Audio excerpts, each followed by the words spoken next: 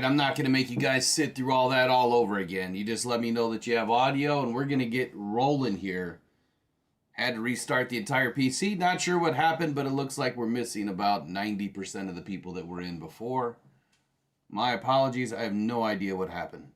Not a clue. Changed the cameras, and apparently that just screwed everything up. We good to go? I got one thumbs up, but does that mean we're good to go? What's happening, Salty? Just let me know. Someone say you got audio, and we'll be good. All right, we got audio. We're good?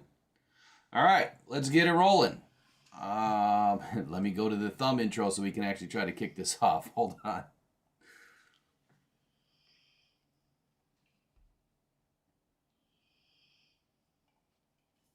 Ta-da! Welcome! It's the Rock Down Detroit Lions.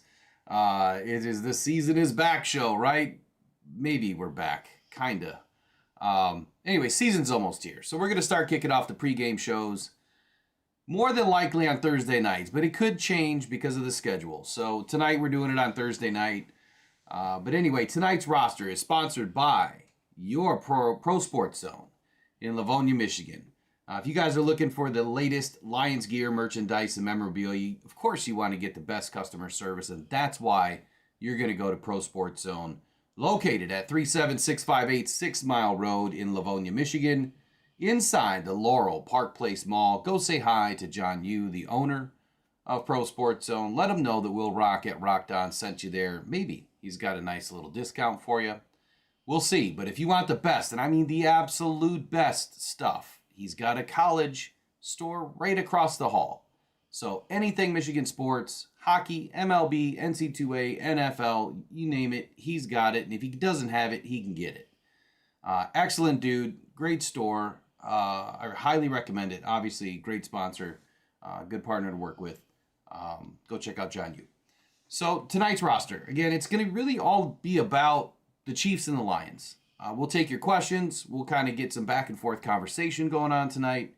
I'm not diving too crazy deep into the weeds. I save that for the preseason because it takes hours to put that stuff together.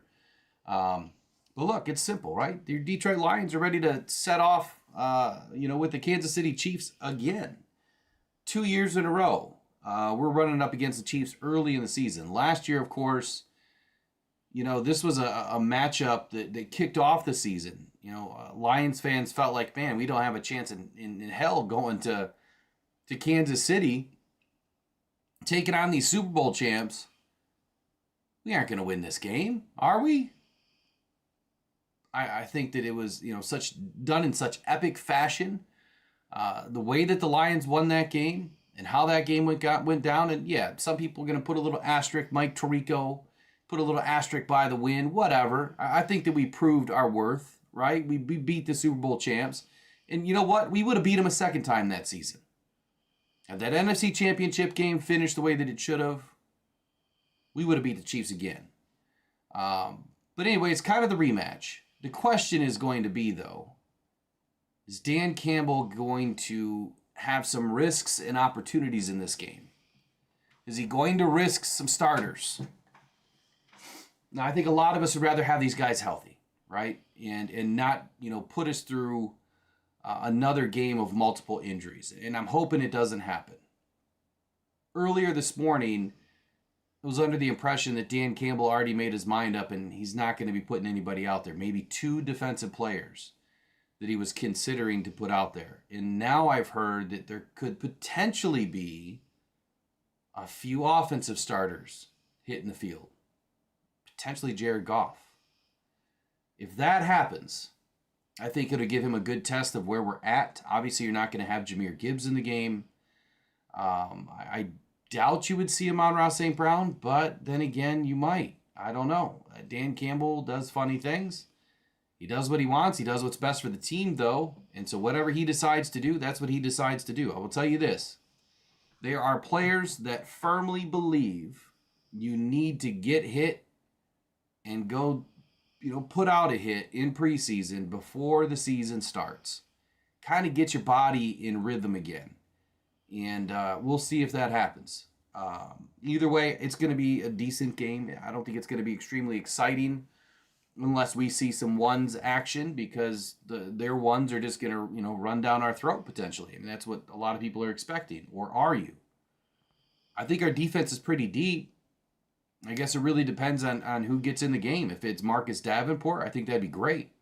I'd love to see what he's able to do. But we're probably going to be down Terry and Arnold, probably going to be down Ennis Rakestraw, so you might get a firm holding of Amik Robertson. You might even see Carlton Davis now pop up into this game. So there's a lot up in the air. So it's kind of hard to really dictate, a pregame show on when we don't know who our starters are. It's really hard.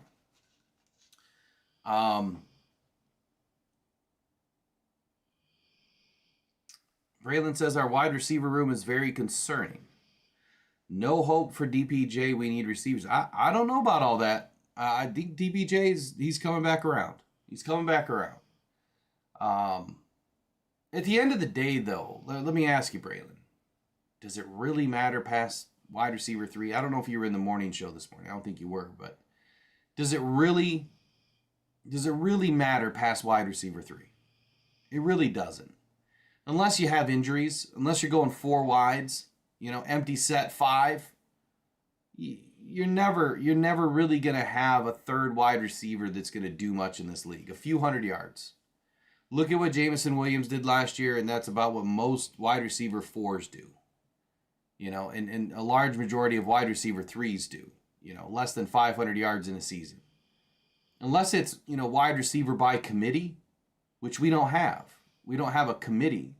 We have a number 1 wide receiver. We have a number 1 tight end who's basically a receiver. And then you're supposed to have Jameson Williams, who's supposed to step up and be like another number 1. Beyond that, I don't think that there's really a receiver that we need to go out and get a bunch of yards. We needed 4 players last year. And that was a tight end, 2 running backs, and a wide receiver. That's all we needed. So I think it's interesting. I think DPJ is going to make this roster, though. I really do. So anyway, tonight's roster, we'll cover some questions that came in throughout the week. Keys to the game, obviously, for this new Lions defense. But again, it's really hard to figure out, who's playing, who's not. So what are we really talking about? Part 2 of this is kind of just covering the Lions offense versus this KC defense. Again, we're talking about seeing some number 1s from KC, and how is that going to stack up against our Lions number 2s if our 1s don't get in? Well, if Hendon Hooker's able to play, great. He'll have a great opportunity against some number 1 action. If he's not able to play, this is going to be a disgusting game. Jake Fromm has only been in the building for a few days. If that. Sudfeld, good Lord. This could get even uglier than the Giants game. Let's just say that. And I think that's terrible football. I really do. I think it's such a poor product on the field. And, I think it makes sense as to why you start to look at these games like, what's the point? You're charging a boatload of money, albeit it's not regular season rate, for these fans to go watch a game. And you're getting trash put in there by a lot of these teams. And it's sad. I usually don't say that kind of stuff about the Lions, but, man, Nate Sudfeld put such a bad taste in my mouth and a lot of people's mouths. Like, that's the first thing that you're going to put on the field after an epic season?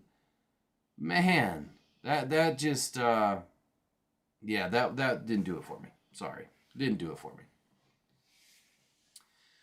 Oh, J-Rod, man, I hope you feel better soon, man. I don't know if you got what I got or you got what I had, but whatever's going around, it was terrible. All right, before we do any of this, though, I need to ask you guys, man, do me a favor. Like the stream. Send it to a friend. While you are live tonight, those of you that are part of the loyalty crew, there are no ads that are supposed to be played tonight. We cover all the ads for you. In exchange for that, our little quid pro quo here is you give us the thumbs up. You help the stream, especially if you're a Chiefs fan joining tonight. Give it a thumbs up. Enjoy the ride. Have some fun with us tonight. Please visit the links in the description while you're here, where you can obviously support Rock Down Cancer Foundation. If you or someone you love has been rocked by cancer, this is how you can help fight back. 100% of all proceeds donated on the Buy Me a Coffee platform under the Rocked On Cancer Foundation thumbnail are used to help cancer survivors and warriors, all because of you. So visit it today. Help us get a leg up. We got a whole year in front of us that we are trying to get to $50,000 in donations. That's our goal for the first year. All right, let's get rocked on these Lions. You guys ready? Let's do it. Many questions kind of came in throughout the week, specifically about this Kansas City game, because I think a lot of us were expecting a little bit more action last week from some other players, or potentially seeing our number ones in this game. And I just, like I said earlier, I just don't know, what's gonna transpire on Saturday. So if you would like to participate, though, if you want to get questions in, it's mailbag@rockedon.com. You send the questions in any day. I'll take a look at it. We'll start adding them to the show. You guys always ask great questions. If you want to remain anonymous, just tell me. It's not a problem. But right away, the first question, it had multiple components to it. It's kind of a long answer, and I'll do my best to keep it short, but here we go. If the Lions were playing the ones tonight, meaning Saturday, how would the Lions effectively contain Patrick Mahomes? And what defensive schemes should the Lions use to limit the effectiveness of the Chiefs and their high-powered passing attack that they've had in the past? Can this brand new Lions defense be different? This is a very loaded, multiple question. So James, appreciate the question, and I guess here's my answer. Let me get this in front of me instead of over to the side here. All right, here's my response.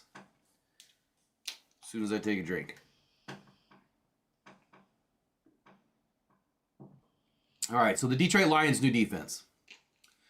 I see them using a mix of defensive fronts and coverage schemes throughout the entire season.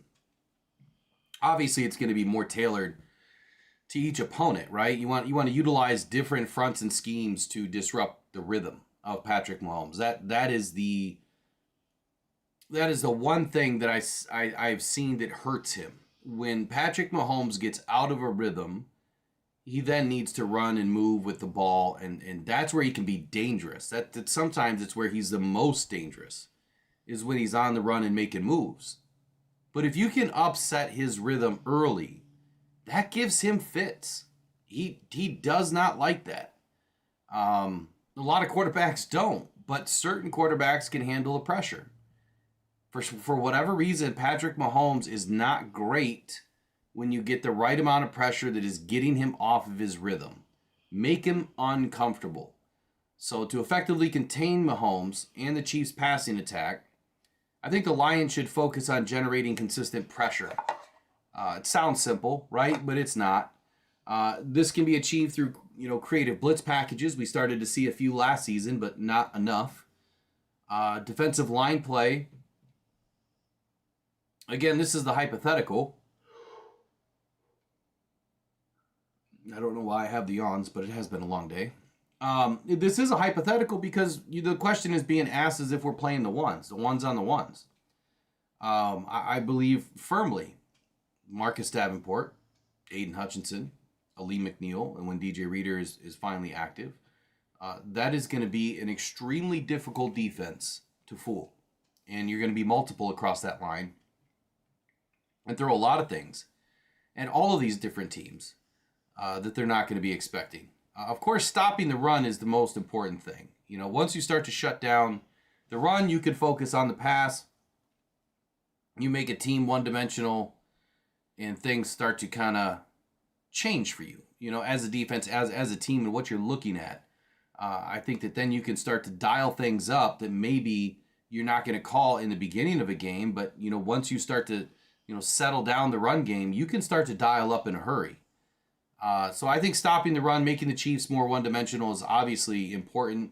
And disguising these coverages, what the Lions do very well, inside of this 4-3 scheme, is get into, a nickel defensive package where you've got multiple linebackers or you've got, extra DBs, multiple safeties. We could see a, 3 or 4 safety set this year. It'd be very, very interesting to see. But the first one is the 4-2-5. This is one that we saw quite a bit last season, more so in the second half of the season. This alignment really allows for better coverage against the pass while keeping enough players in the box to, defend against the run. The 4-down lineman can really generate some pressure here. And if you're utilizing a mixture of, a Davenport and a Wingo, on the same side, while DJ Reader's out, and you have a Lee McNeil and Aiden Hutchinson on the other side, you have the benefit, doing some stunts, fold Davenport on the inside, kick Mekhi Wingo out on the outside. There's a lot of different things that you could do here. Bringing in the extra safety. You've got Brian Branch. You've got Kirby Joseph. If you got Tumelafonwu, you could send three safeties down and put one up, down in the box and send Brian Branch, in on a nickel blitz. That's one way. Obviously, while only having 2 linebackers and 5 defensive backs that cover all the various passing zones, there's an option to keep the DBs in the back, and obviously you could start to send Jack Campbell. I think that Jack's going to be very active in the pass rush scheme this season. And then here's the other one, and this is one that we didn't see a lot last season, and I don't know if the Lions have a plan for this just yet. Haven't seen it, but the 3-3-5. Dare I say that we get quick, right? We get fast. You put in 3 linemen. So I would see a bigger package here. You would have a DJ Reader or a Lee McNeil and a Broderick Martin. Or when all 3 are healthy, you put those 3 up on the line. You kick Aleem out on the left. You put, DJ Reader in the middle or DJ Reader even on the outside and put Broderick in the middle. You run those 3 down linemen. And then you put in all of your best linebackers and your 5 best, defensive backs. And I feel here, this front could be effective for confusing Mahomes with different blitz packages and coverages. The extra defensive back can really help in covering, the Chiefs' speedy receivers. Remember, last season, we thought that the Chiefs had a big problem with their wide receiver room. And they did for a large portion of the entire season. But when you look at their depth chart now in what they did in the draft, not much has changed. I mean, a little bit has, but not a whole lot. And especially now after the injury to Brown, things did change for them considerably, with what they were hoping to have. So I think that those are 2 great options, but then coverage schemes, right? You got cover 2, you got cover 3 zones. I think that these zones can limit the deep passes by keeping safeties over the top, forcing Mahomes to really rely, on the shorter, more methodical approach with the throws. Then you got the man coverage, which is what I believe the Lions are going to be, inside quite a bit this season. I mean, they didn't bring in man cover corners to run zone, right? They brought in man cover corners to run man. That's what AG loves. He wants to be in a man press defense.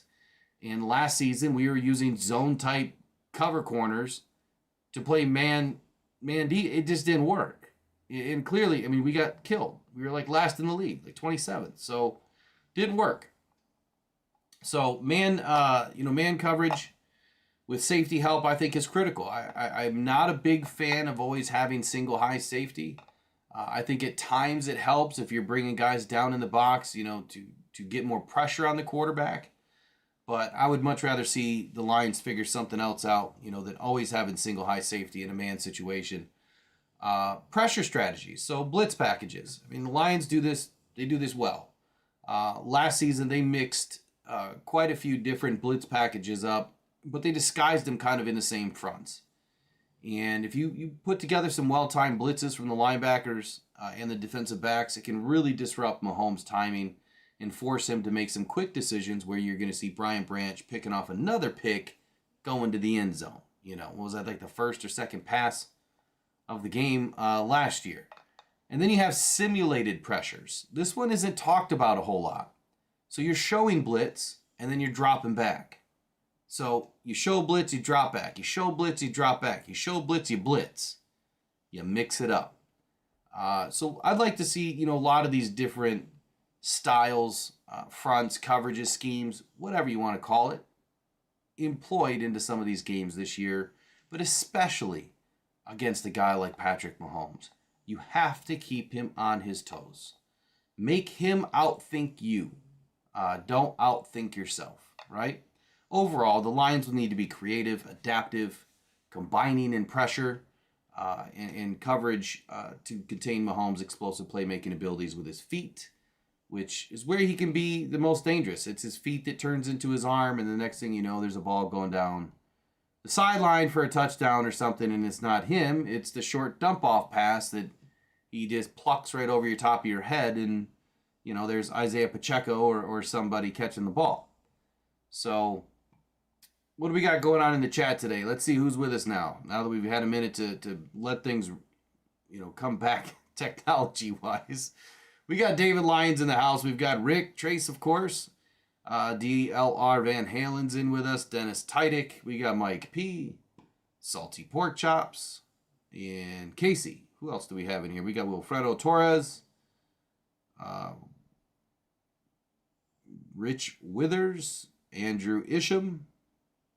Braylon Dennis in the house. J-Rod. Braylon, man, we missed you at the meet and greet, man. You should have been there. You would have had a chance to get some door prizes. Who else is in the house today? We got Steve K back with us today. We got JJ. We got J-Rod. JJ says Sudfeld did almost nothing right. It seems like it's impossible, but it's possible. Cake Man 1218's in the house. Daniel Hilborn's in the house. Dark Cash is in the house. Like that one. 40 Gumble. Shout out to 40 Gumble. How about Brett Lighton? Mr. Morale Tarantino. Justin Chase. Or just in case. In case you want to pronounce it that way. It's just in case. Who else? What else do we have? Moonscar Blade just showed up. All right, everybody. Welcome in. The Loyalty crew is with us tonight, as usual. Appreciate you guys hanging out and finding the other stream.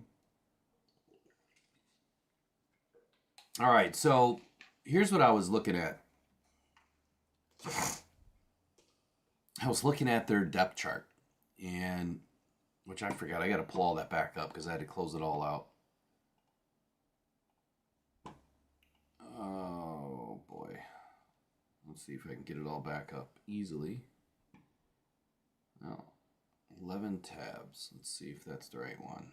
No, that's not the right one.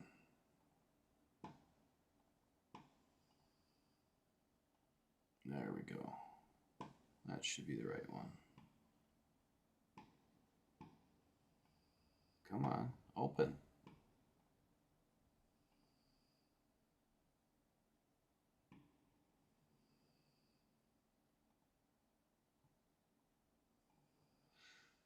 Oh, come on, man. Nope, it sure is. It didn't open. All right, let me pull it up.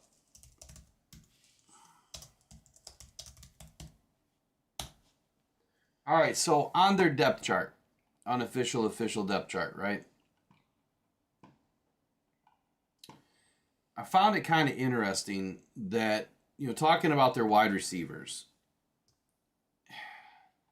they didn't have the greatest of seasons last year, but they did enough to win. I think that's the thing that needs to be said is they did enough to win. And as much as I sat back and I'm like, I don't know how Mahomes is doing this because I got to be honest with you. Mahomes doesn't strike me, and I'm probably alone in my own boat rowing backwards in this one. He does not strike me as a player that can do more with less. Like, he's a great athlete. He's a great quarterback. Obviously he knows the game of football. And he plays it at a high level, and he's done what 99.9% of humans will never do. Win a Super Bowl. So, for all those reasons, you have to respect the man. In more reasons, you have to respect the man. You have to. But when I watched the games last year, and I watched him win some games, it just didn't make sense to me how they were winning some of these games and how these teams couldn't stop such a pathetic receiving crew. It didn't make a bit of sense. I mean, they were winning, and in large part, I think, was defense, right? I mean, they had a pretty damn good defense. And that gave Mahomes a few extra opportunities. So if you're a good team offensively and you have a good defense, you can beat the Chiefs. Absolutely. And we've seen good teams do that last year, namely the Lions. And we didn't even have a great defense, especially in that first game. Just everybody kind of sucked in that first game last year. There was a lot going on, a lot of stuff that wasn't right on both sides of the ball. But when I look at their wide receiver depth chart, it was pretty sketchy last season. The Chiefs kept 7 receivers on the initial 53-man roster. There are currently 14 receivers listed on the Chiefs depth chart right now.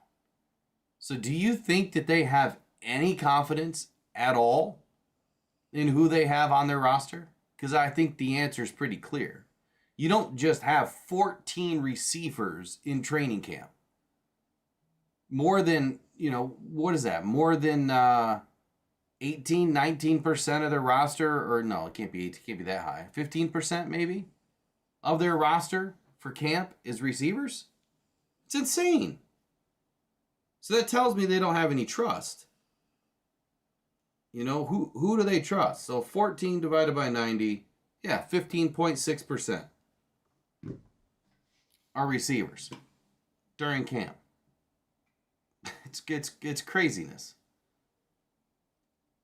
Brent, I think Eric's going to be upset after placing that bet.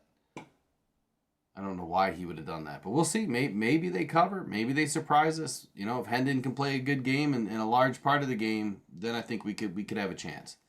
But if we're not putting any ones in, I think Eric's going to lose that 50. I hope he doesn't, but we'll see what happens. So anyway, let's dissect their receiver room just a little bit. So last season, of the 14 that are on the depth chart now, and of the 7 that they kept out of the 53-man roster last season, 5 of them still remain. Kadarius Toney, Sky Moore, Justin Watson, Rashee Rice, and Justin Ross. Now, Rashee Rice, I believe, is suspended, right? I think he's suspended for quite a few games. Has that been finalized? I haven't paid attention to enough of Rashee Rice's issues. Oh, I could barely say that.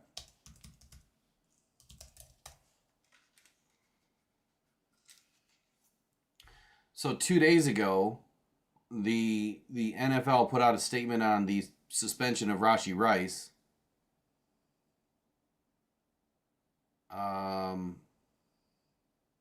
He's got 8 felony charges pending against him. Wow.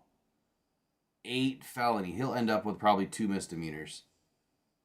8 felonies. Way to ruin your life, dude.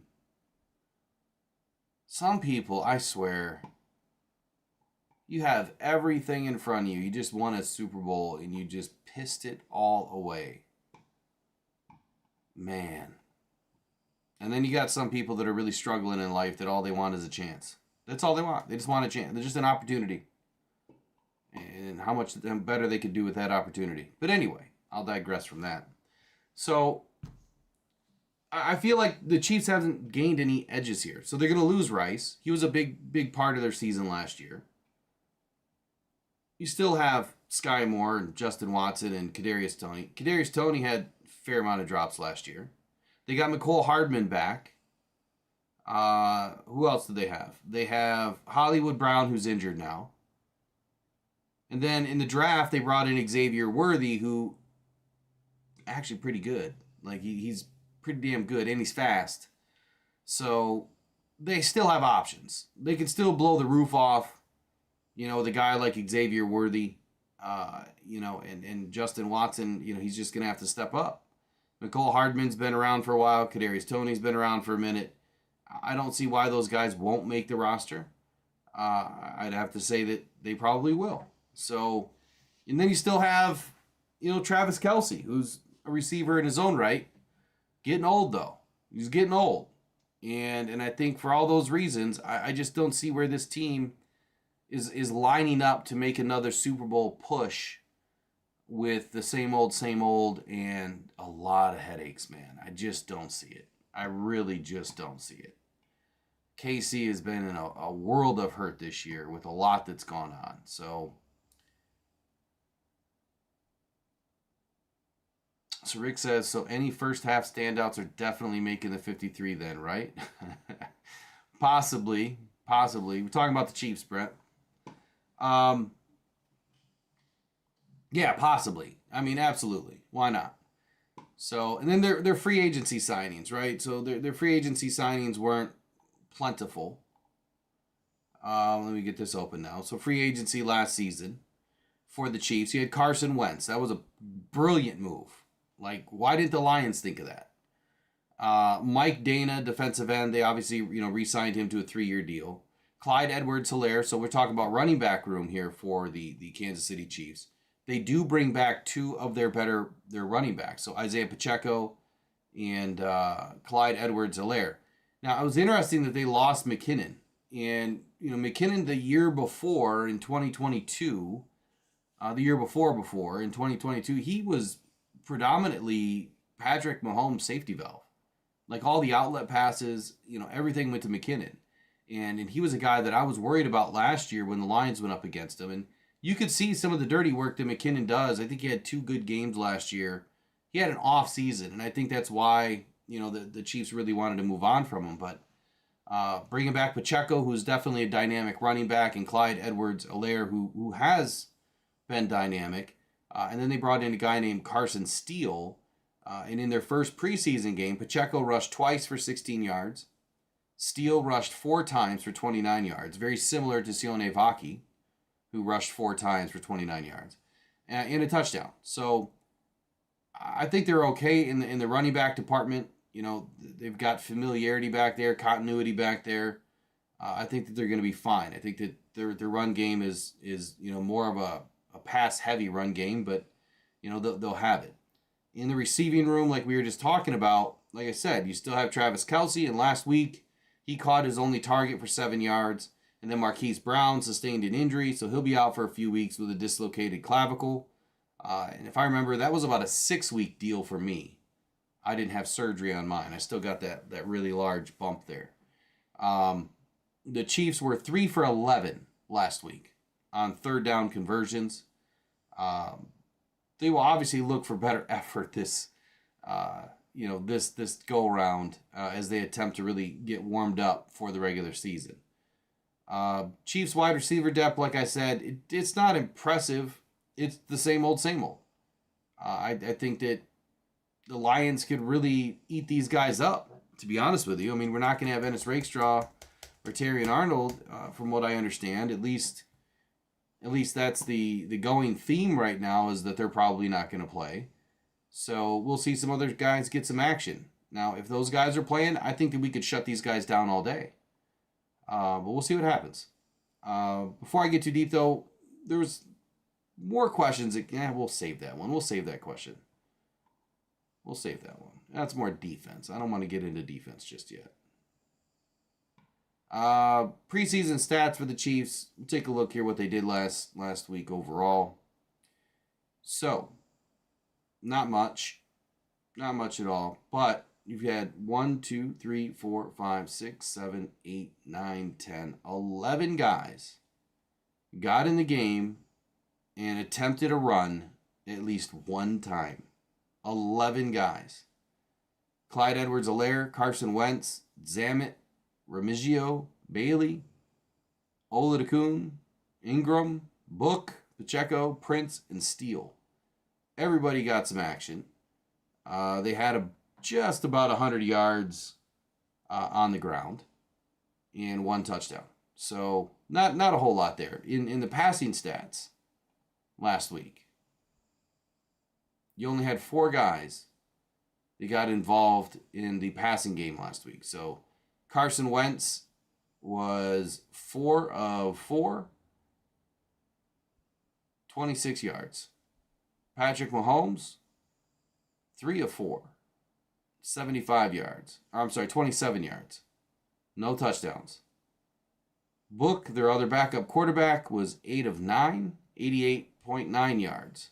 No, I'm sorry, 46 yards. And then Oladokun was 7 of 10 for 85 yards. So in total, you're looking at right around 180 yards on the day. Not much happening. So we'll see what happens, on Saturday. When they line up with Patrick Mahomes, it'll be interesting to see how these guys want to play it and how the Lions are going to come out and try to defend it, and who's going to put the better game plan together. We'll see. This could be an ugly game for us. All right, so what questions do we have right now? We'll take some more questions right now. Oh, and then the lighting. By the way, someone asked why all the lighting was going crazy. So I am working on a light and sound setup. I'm trying to find, and I don't know if someone can help me, I'm trying to find the Hockeytown horn, where they play that horn, when the Red Wings score. That's what I'm trying to find. And I'm trying to integrate it into the show. So, we got the lights.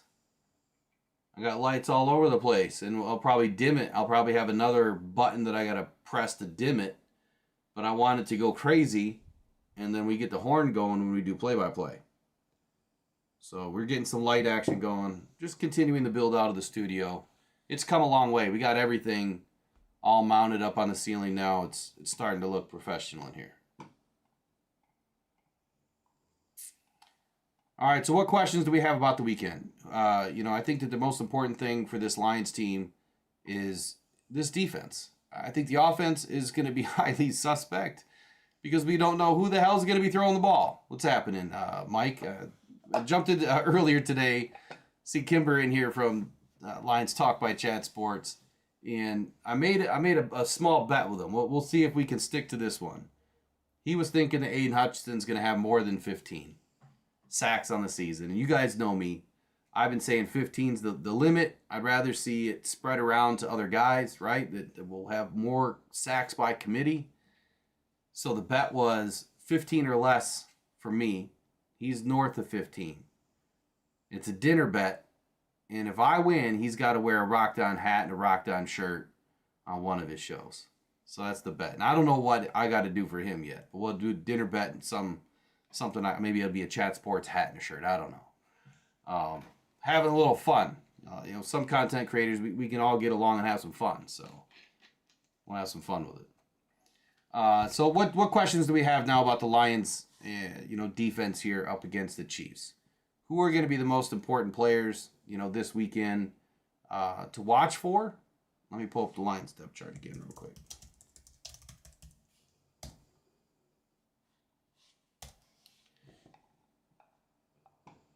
There you go. I like that one, Moonscar. He doesn't care, man. We just need to put some asses in the dirt.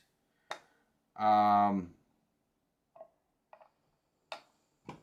right, Lions depth chart, which some of these depth charts still have players that aren't on this team on it.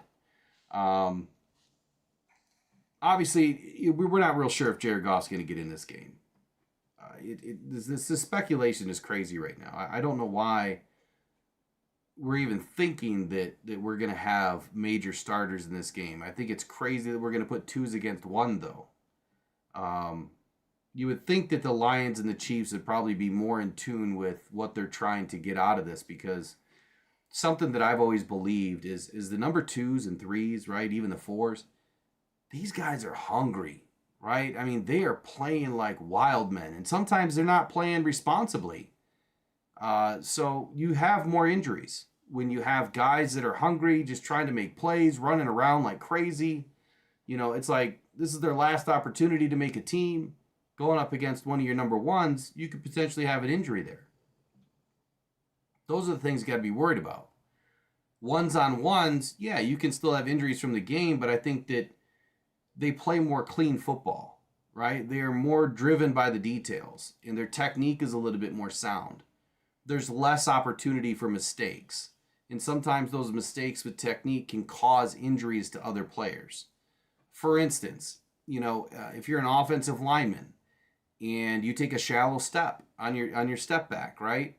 And then you get toppled over and you roll over your partner's leg and you roll up on it. And now he's got a busted knee.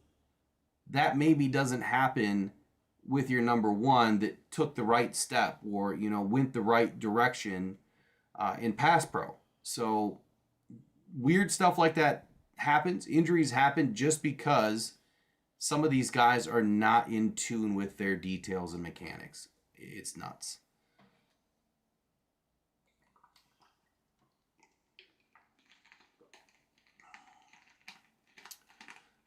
Dan said that we weren't playing starters, and then he said he might put a couple in. And now there's speculation that there might be a few more playing this weekend. He said that there might be 2 defensive players that we're going to get in. And then after that, heard that there might be more players getting in on the offensive side of the ball. So we'll see what happens.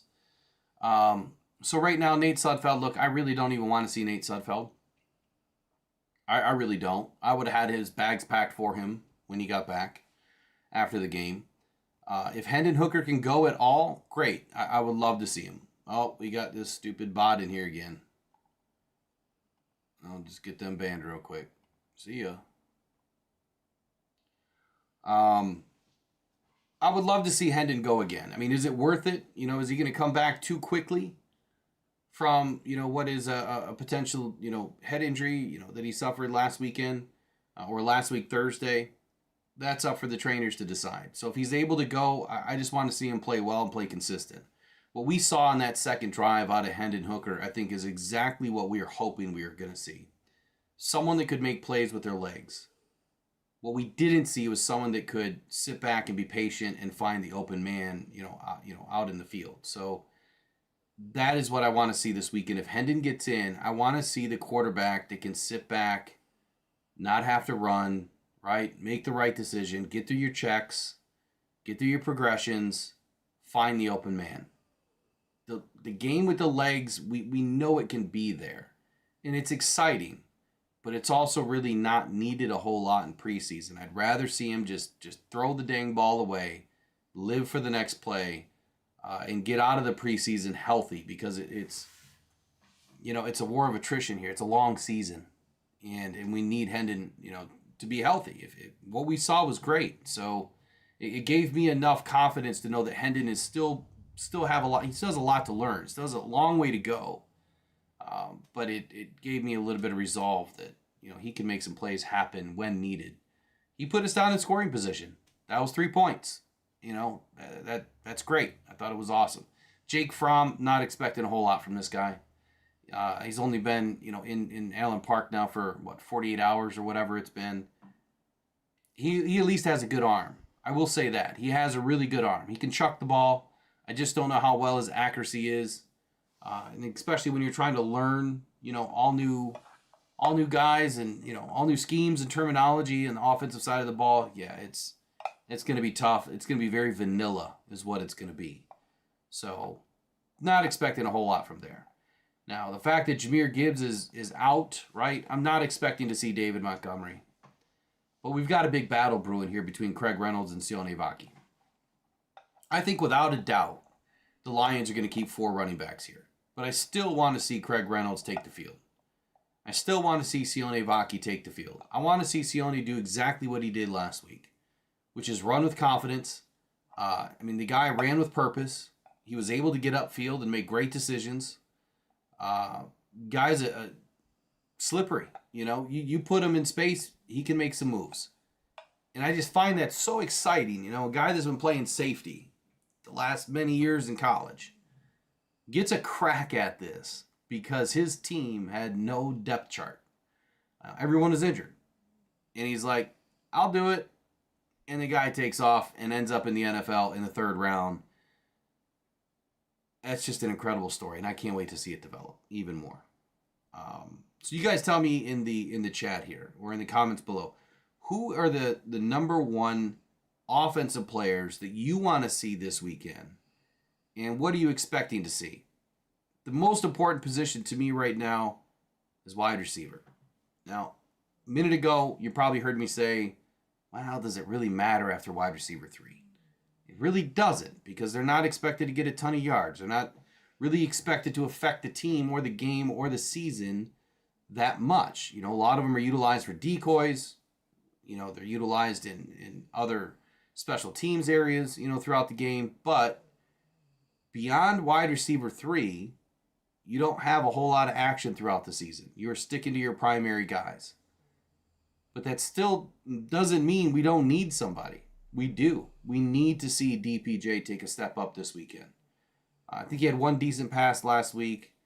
Darius Fountain, I think, was struggling last week only because of who was trying to throw him the ball.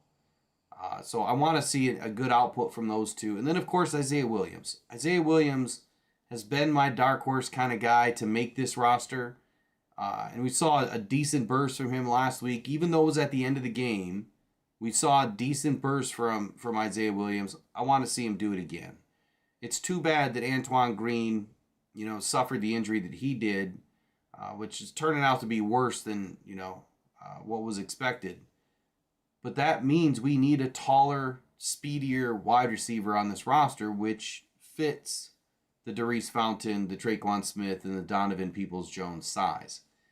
If this depth chart is accurate, and Donovan Peoples-Jones and Traquan Smith, are up towards the top this weekend, we could see this battle between those two guys, and we might see a move after the game. If one of these guys doesn't show up, this weekend, we might see a move the very next week, depending on what other moves are made around the league.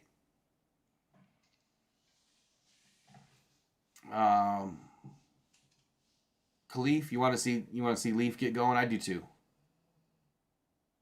Leaf will probably be in this weekend. I could say that. I could see that. I mean, I could see Khalif being in this weekend. Who played last week?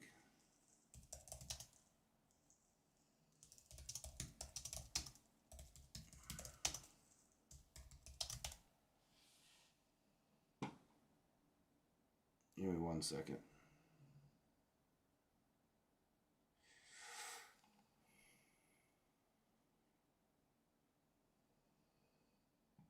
From last week too, I mean, I'll get back into the defense in a minute, but the standout players on offense obviously were Sione Vaki, and then really it was all defense.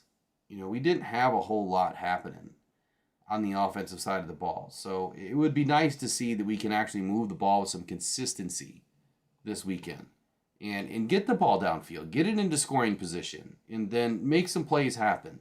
Someone has to step up this weekend. They have to. We got a log jam right now at wide receiver 3, 4, and 5. And, well, not 3, 4 and 5, and potentially 6. I just don't know if the Lions are going to keep 6.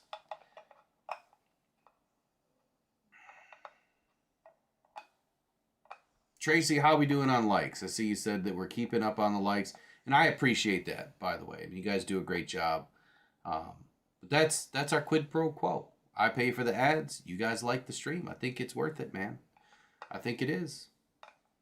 I really do. You don't have to pay $15 a month for YouTube Premium while you're live and in the stream.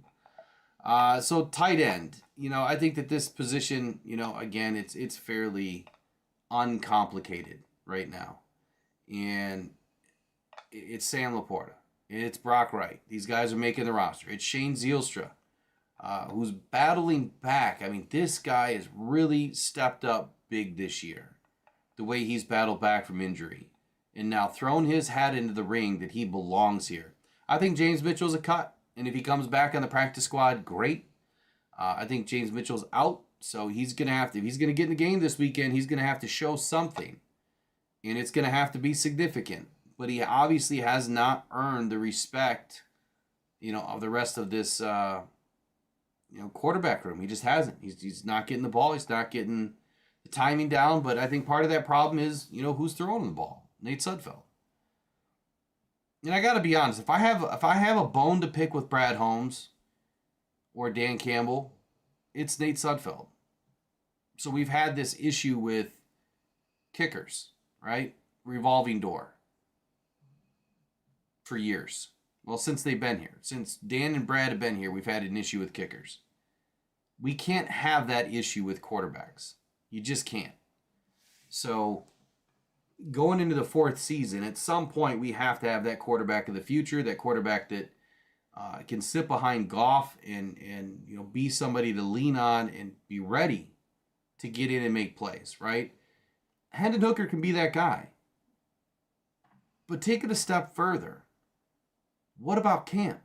What about the guys that could legitimately be diamonds in the rough that Brad Holmes always finds that aren't able to shine because Nate Sudfeld's throwing the ball? That's my only bone to pick right now with this roster. That's it. I think that they should have done a better job at trying to get and secure a better quarterback. I think the only issue, though, is I think a lot of quarterbacks already understand that Hendon Hooker's that guy. He's the backup. It'd take a lot to move him off of that position. And then you've got offensive line. This is going to be a big weekend for the offensive line, especially if they're going up against the number ones for the Chiefs. And we need to see a major step up out of Kobe Sorsdahl. He got thrown around a bit last week. So it's time to see him step up. The rest of the guys like Giovanni Manu, I just want to see improvement. Just like Dan Campbell would say. He just wants to see improvement from week to week. But this is a week that you need to see some massive improvement. His short stepping and sliding and all of that I was watching last week, man, that's just got to get better. Has to. It's a must. All right, Mike P. Or Brent says, Mike P., I think that Mitchell is behind both Hess and Zylstra. I do too. I'm in the same boat there. And Brent Lighton says, I think we keep 27 players on defense. Could you name all 27? Mike P. says, Fountain and Davis should get wide receiver reps. And Vaki and Reynolds running back, and Hess and Mitchell tight end. Brent is saying that we're going to keep 3 tight ends with Hess. Zylstra is a good receiver, but not the blocker that Hess is. So this morning, Brent, I can't remember if you were in this morning or not, but you know what I loved about Hess is the fact that he took 8 reps back at the H-back position, and that's fun to me. Like the fact that this guy is able to convert, and play an H-back role, and then swing out and be a tight end and a pass catcher and a blocker downfield. I love that positional versatility, just like the rest of the guys do in that Allen Park building. So I think that that's a very interesting position that the Lions are trying to evaluate right now. So is Hess, decent with special teams? I don't have that answer. I don't know how much special teams he's played. But if he has, I think that would be all the more reason why he could make this roster, over Zylstra. I do like Zylstra's pass catching ability, and I think that if we look at it this way too, though, the one knock that we could have on Hess is if we are truly dying for someone to step up in this wide receiver room, would you rather have another pass catching tight end on the roster when Brock Wright is your primary blocking tight end and Sam Laporta does pretty good job in the blocking game too, that maybe Zylstra gives you another option as a pass catching tight end? So it's just something to throw around.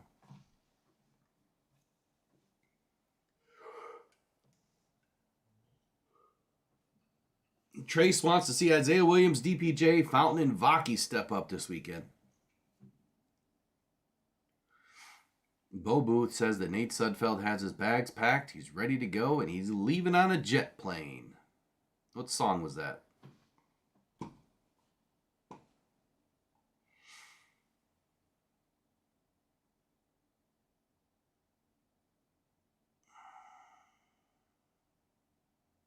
All right, what questions do we have tonight? You guys got to throw me some questions. Let's see. Talked about offensive line. Look, I don't think that this is a secret. I think we need to see if the Lions are going to keep a backup center. And if they do, what does that do to the rest of the depth? Can that center be a two-way player?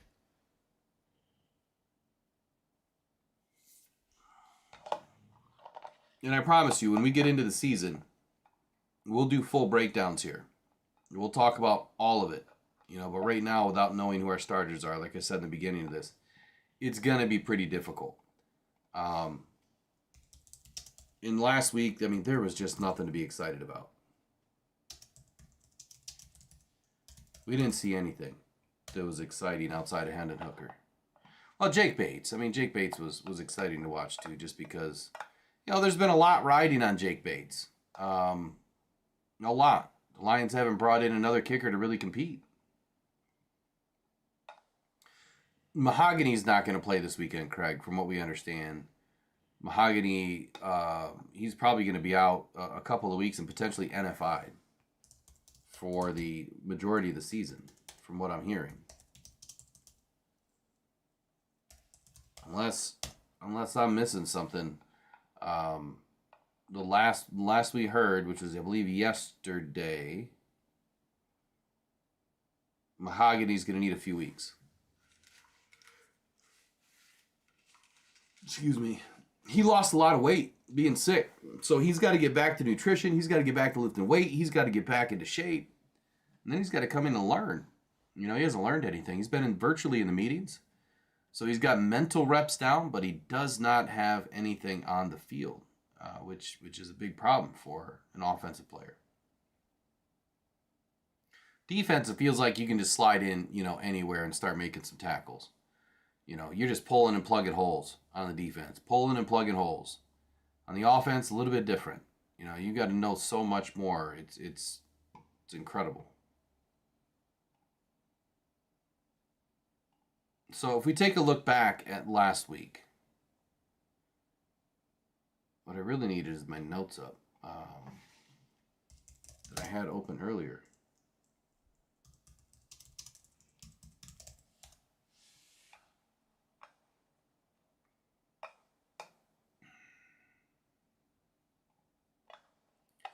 All right, so here's one. Let me switch gears here.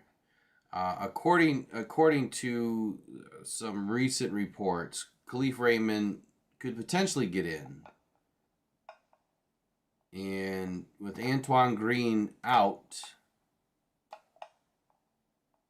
Khalif Raymond obviously is going to have a much bigger impact.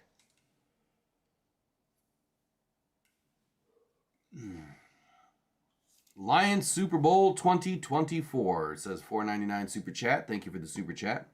How many games do you think that we are going to win this year? So early in the season, Eric and I did a couple of breakdowns. And I think I ended up right at 13-4 for the season. Or it might have been 14-3. But right now, I'm good with 13-4. I think that we needed that one extra game to, wrap up the 1 seed. And I'm going to be right there again this year. I think that anything more than 4 losses, that we're not going to have a shot at a 1 seed.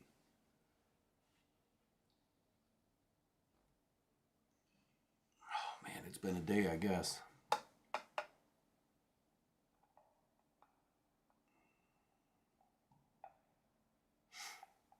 Daniel Hilborn, I'm not sure what you're saying there. All right, so Levi Onwuzurike, let's switch to defense here. So, look, he's looking like a changed man, this season. He's really played, far and away much better than he has the last couple of seasons, trying to get his body back, which he's definitely done this year. Didn't get in last week, so maybe there's a potential that we see Levi get in the game. I'm just hoping that it doesn't turn into an injury. Marcus Davenport, he's another guy that I really want to see get in the game this weekend, especially if they're going to play some ones. We got to see what Marcus can do. And I think that it would be helpful to the Lions to really, really figure out just how good he is, and how healthy he is. He's been playing well in camp. He's definitely caught the eye of fans, but coaches alike. I think Marcus is going to be a sweet surprise. But I want to see it. I'm sick of guessing. I want to see it. He's a big, long, athletic guy like Terrell Williams says, with a lot of position flexibility. I want to see it. I want to see it this weekend. So that would be my only wish for the weekend. If I could make a wish, I want to see Marcus. Levi, I'm okay on. I just don't want him to get hurt. But if it's going to happen, it's going to happen.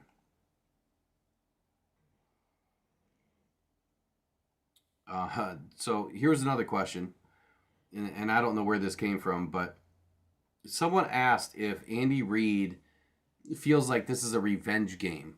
And I kind of chuckled at it, right? Because they're the Super Bowl champs. So what do they have to, avenge really this weekend? Look, we're not playing starters, or we're not playing all of them.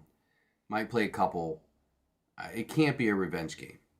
I don't think that it exists in the preseason. You don't win anything in preseason, just like you don't win anything in April, March or May. I feel like this is a game where you're just trying to get your feet right. You're trying to figure out what's going on in your team and where you need to maybe spend some more time and who needs some more help with technique or whatever. You just want to get some tape together so you can bring it back as a team and break it down and figure out what needs to happen next. And I think that's all that this is. That's all that this weekend's going to be. Unfortunately, I feel like it's just going to be kind of a kind of game for us because we really don't have a whole lot going on. If Hendon Hooker can play, like I said, I think it'll be fun. All right, let me see if I got my phone line here. I had it.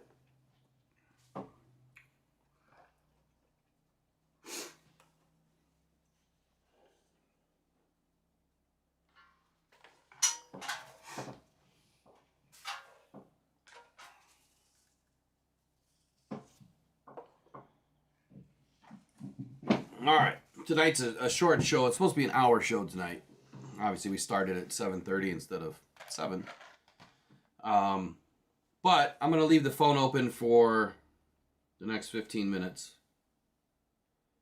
So if you guys want to call in and talk about anything, obviously Lions, please do that. Call in, ask questions, state your opinions. What do you think about the game?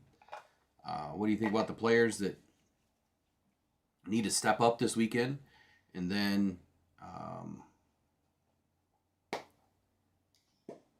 ask me some questions. You guys got to start sending in some more questions too to the mailbag at rockdown.com, and I'll keep it anonymous if you want it anonymous of who's sending it in. But we're gonna start doing random giveaways too with the mailbag.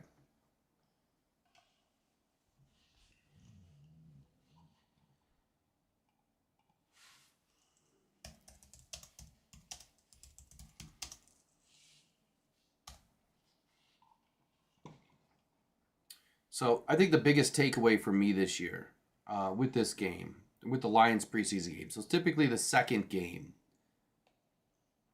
you would hope to see more out of your starters. We're just not going to see them. What I want to see, honestly, is in the back end of our defense. Can our secondary, so the guys like Brandon Joseph, Lauren Strickland, C.J. Moore, Khalil Dorsey, can these guys step up? Stephen Gilmore, I think I mentioned him. Can these guys step up this weekend when we have a skeleton crew and we have some injuries?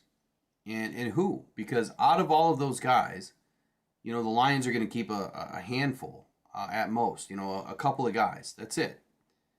But the one that I'm really interested in seeing on the defensive side of the ball outside of Davenport is Ben Nyman. So you guys need to keep your eyes on Ben Nyman in the middle of this defense. What I saw last weekend was impressive. Even though it wasn't the greatest of games, Ben Nyman's played like he's been there before, and he has. And his 1,300 snaps in special teams is intriguing. and it gives this team, more options on the defense in case we do suffer some injuries. But he's somebody that can play special teams. He's also somebody that can fill in, for a Jack Campbell, even an Alex Anzalone. He can fill in and be that guy. So I want to watch Ben Nyman a little more closely this weekend. I'll probably fixate, 10 snaps or so on Ben. And I want to see Isaac Ukwu and Mekhi Wingo and Broderick Martin. That's probably the majority of the guys that I'm going to watch, and Matthew Betts on the defensive side of the ball. It's going to be Isaac Ukwu, Mekhi Wingo, Broderick Martin, Matthew Betts. If Levi gets in, I'll watch him, and then Ben Nyman. So those are like the 5 guys that I'm pegging. Pause, don't, I didn't mean it like that. That I'm pegging to watch this weekend to have a significant, impact in their, with their future with the Lions. Kyle Pecco or Pico, however you want to pronounce his name, I think he's making this roster right now. I really do. Especially with David Bada going down. DJ Reader's still questionable and still out, rehabbing. I think that Pecco's going to make this squad. Of course, when he gets in, I'll watch him a little bit, but I'm really going to be watching those other guys because I feel like there's a lot more happening there that we're not, maybe I'm not seeing, and we're not going to see highlights of unless you watch the All-22. So that's where I'm at.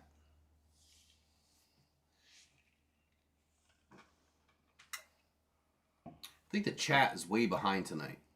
I think when I reset this, it must be on a different setting. I think we're way behind. Bo Booth, I see that you had to dip out. I see you later, man.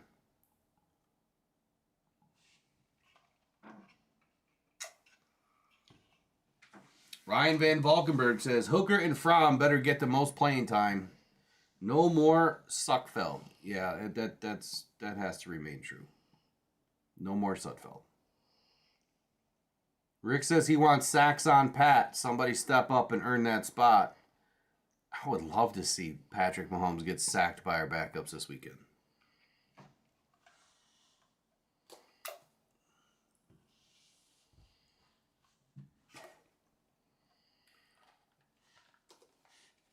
All right, in case you guys haven't figured it out, lock this number in your phones.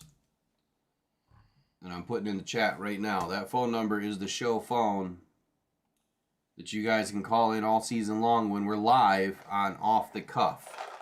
The morning show, you guys can call in after 9 a.m. or around, depending if we have a segment going. And then at night, the 8 o'clock hour, you guys can start calling in. But we're going to start opening up a little early here throughout the season. We have some guests on too. So, really not a whole lot to talk about tonight. I mean, the pregame breakdown is simple. The Chiefs are going to try to get some ones action in. They're going to try to take advantage of the twos, right? Have a feel-good game and act like, hey, is that really a revenge game? No, it's not. We just need to see guys make drastic improvement, from week to week. If they can improve, they're doing good. I want to see Ukwu build upon the success that he had last weekend. I want to see Martin improve upon the hand placement, playing with good pad level, being violent and fast with his hands. And man, was he really getting off the line a lot quicker than I anticipated him to move. Levi, again, if he gets in, I just want to see that, he plays smart and he puts himself in a good position.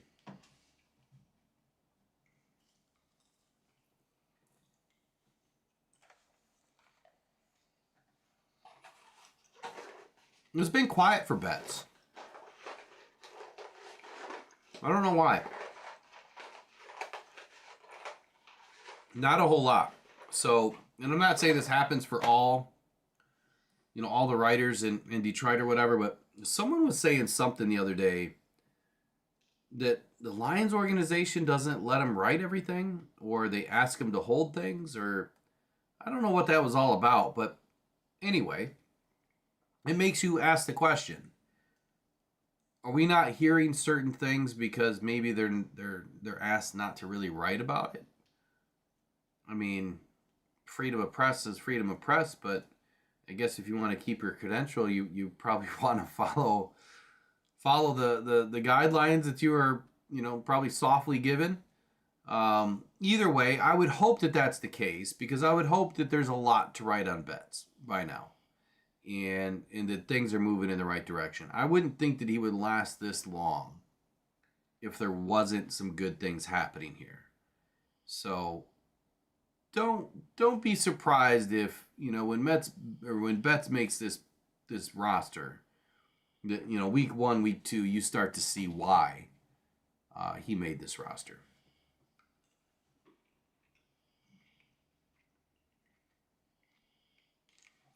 Who's the one-trick pony, Brett?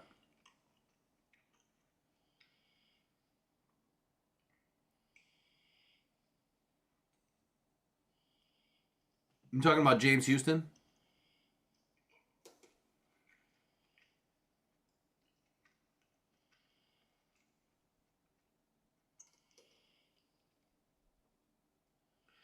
If that's who you're talking about, I mean, I could buy that. I mean, he's a third down specialist, or he's a pass rush specialist.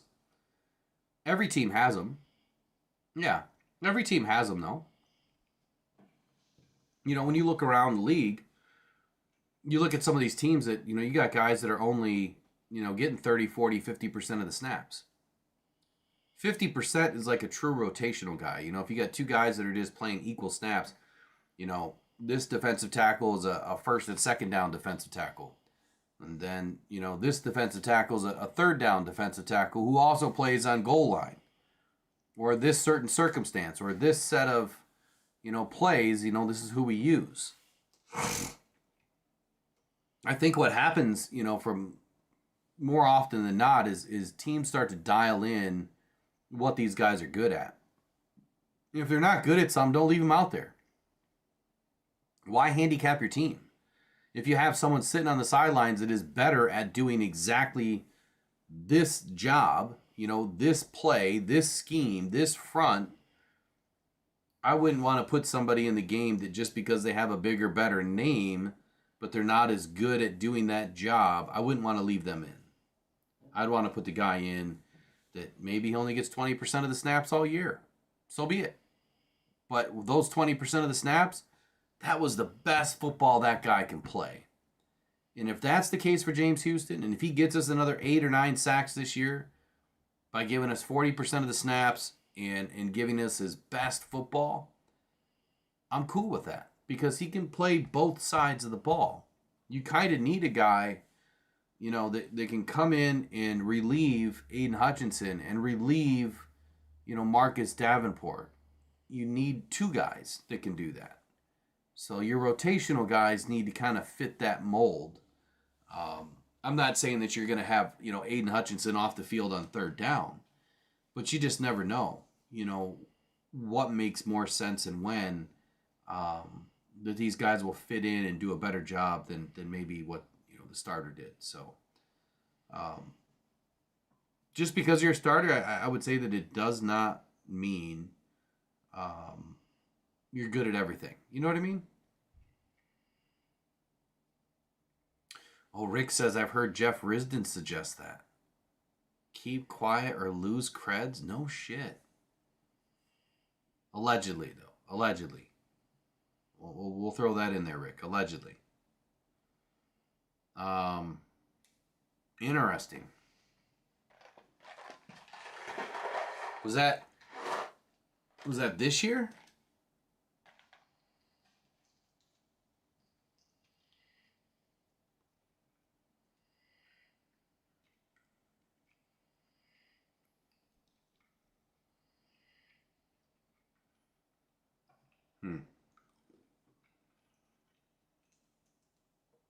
Mike B. Betts is very good on special teams as well as a pass rusher. He can cover on pass where Houston can't. So we could keep both.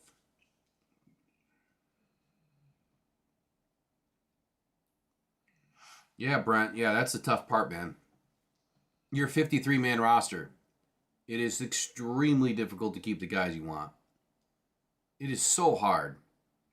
So hard. But next week, we're going to do it again. Probably on Monday. We'll probably do 53-man on Monday. We'll have the whiteboard going. That's what I was trying to do tonight. I was trying to give you guys a look at the whiteboard. Go through a few things. But for whatever reason, it killed my mic. And I gotta figure that out. I don't know what I'm doing wrong. But I'll figure it out. I'll figure it out tomorrow. All right, so that was it for tonight on Off the Cuff. A little pregame warm-up. Now, in season, this show gets really granular. We get deep into the stats. It's super fun. We typically have hundreds of people in the chat, so it gets crazy. And that's what we look forward to. So join us live during the season on the pregame breakdowns. Obviously, the postgame reaction show will be right after. So if you're at the game, you're driving home, and you want to catch, some live action, post reactions, all the stats, all the goodies, right here on Rock Down Detroit Lions. We're going to be right there giving you guys the information. We're going to try to dip in, to other guys doing their post-game reactions and try to get them live at the same time.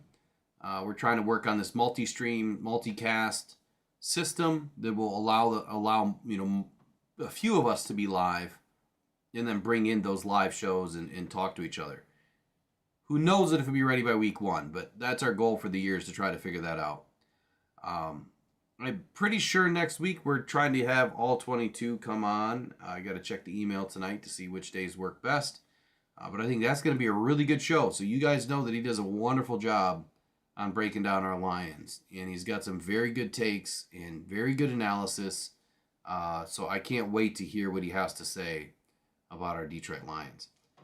Full game streaming, get the hell out, dude. Like, don't you learn? It's not going to happen. Not going to happen.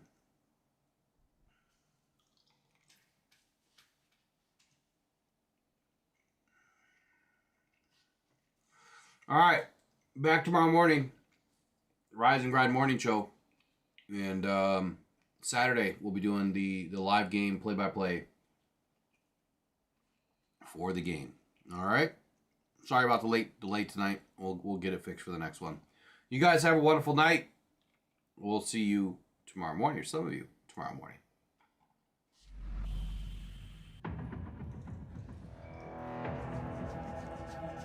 Adam Schefter at ESPN says there's 275,000 people. Well, that was some party in downtown Detroit. 775,000 people shattering the NFL draft attendance record.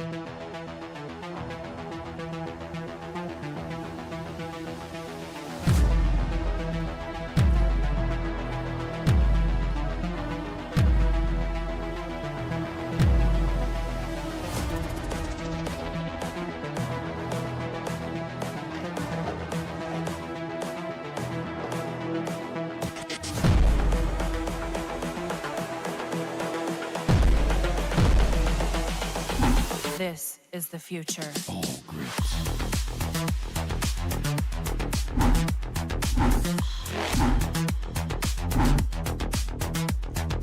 Evolution.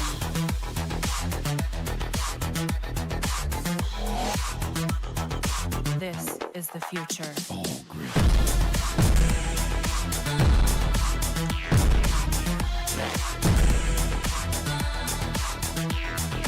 Evolution.